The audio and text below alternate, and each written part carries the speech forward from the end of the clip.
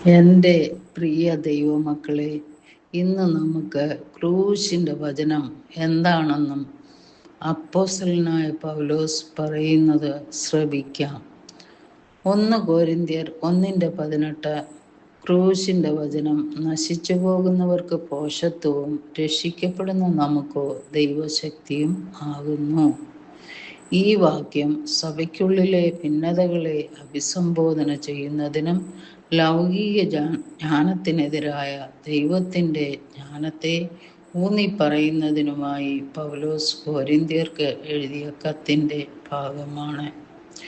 നേതൃത്വത്തെ സംബന്ധിച്ച തർക്കങ്ങളും വ്യത്യസ്ത തത്വചിന്താപരമായ വിശ്വാസങ്ങളും ഉൾപ്പെടെ കൊരിന്ത്യൻ സഭ അകത്തും പുറത്തും നിന്ന് വെല്ലുവിളികൾ നേരിട്ടു. ക്രിസ്തുവിൻ്റെ സന്ദേശത്തെ, പ്രത്യേകിച്ച് കുരിശുമരണത്തെക്കുറിച്ച് ഉള്ള ധാരണയെ പോൾ വിപരീതമാക്കുന്നു. വിശ്വസിക്കാത്തവർ അതിനെ വിഡ്ഢിത്തമായി കാണുന്നു.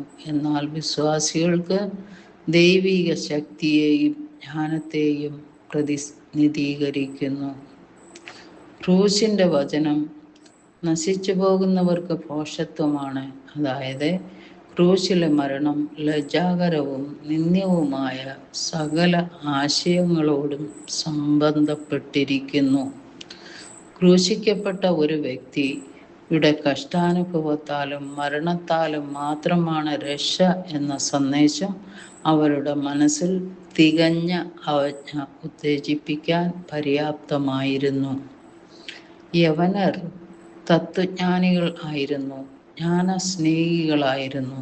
എന്നാൽ സുവിശേഷ സന്ദേശത്തിൽ അവരുടെ അറിവിനാൽ ഗർവിച്ച മനോഭാവത്തെ ആകർഷിക്കുവാൻ ഒന്നുമില്ലായിരുന്നു.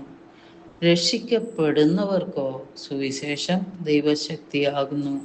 അവർ വചനം കേൾക്കുന്നു, വിശ്വാസത്താൽ അവർ അംഗീകരിക്കുന്നു. അവരുടെ ജീവിതങ്ങളിൽ രൂപാന്തരം എന്ന അത്ഭുതം സംഭവിക്കുന്നു. നശിച്ചു പോകുന്നവർ എന്നും രക്ഷിക്കപ്പെടുന്നവർ എന്നുമുള്ള 2 വിഭാഗം ജനങ്ങൾ മാത്രമേയുള്ളൂ എന്ന ഈ വാക്യത്തിലെ ഗൗരവമേറിയ വസ്തുത ശ്രദ്ധിക്കേണ്ടതുണ്ട്. ഇതിനിടയ്ക്ക് ഒരു വിഭാഗമില്ല. മനുഷ്യർ അവരുടെ മനുഷ്യജ്ഞാനത്തെ പ്രിയപ്പെടുന്നുവെങ്കിലും സുവിശേഷം മാത്രമേ രക്ഷയിലേക്ക് നയിക്കുന്നുള്ളൂ.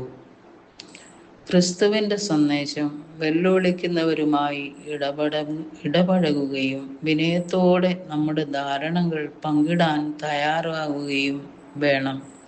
കുരിശിൻ്റെ സന്ദേശം നമ്മുടെ ജീവിതത്തെ എങ്ങനെ ശക്തീകരിക്കുന്നുവെന്നും നമ്മുടെ പ്രവൃത്തികൾ, തീരുമാനങ്ങൾ, മറ്റുള്ളവരുമായുള്ള ഇടപെടലുകൾ എന്നിവയെ നയിക്കാൻ അത് അനുവദിക്കുന്നതെങ്ങനെയെന്ന് പ്രതിഫലിപ്പിച്ചുകൊണ്ട് ശക്തിയെ നാം സ്വീകരിക്കണം. ദൈവവുമായുള്ള നമ്മുടെ ബന്ധം കൂടുതൽ ആഴത്തിലാക്കാൻ ശ്രമിച്ചുകൊണ്ട് വിശ്വാസത്തിൽ ഉറച്ചു നിൽക്കണം. സ്നേഹപിതാവേ, ക്രിസ്ത്യാനിത്വത്തിൻ്റെ അടിസ്ഥാന സത്വത്തെക്കുറിച്ച് അവ ഇന്നത്തെ ലോകത്തിൽ എങ്ങനെ ബാധകമാണെന്നുള്ള ഉൾക്കാഴ്ച നേടാൻ നിന്റെ മക്കളായ ഞങ്ങളെ സഹായിക്കണമേ. യേശുവിൻ്റെ നാമത്തിൽ തന്നെ, ആമേൻ.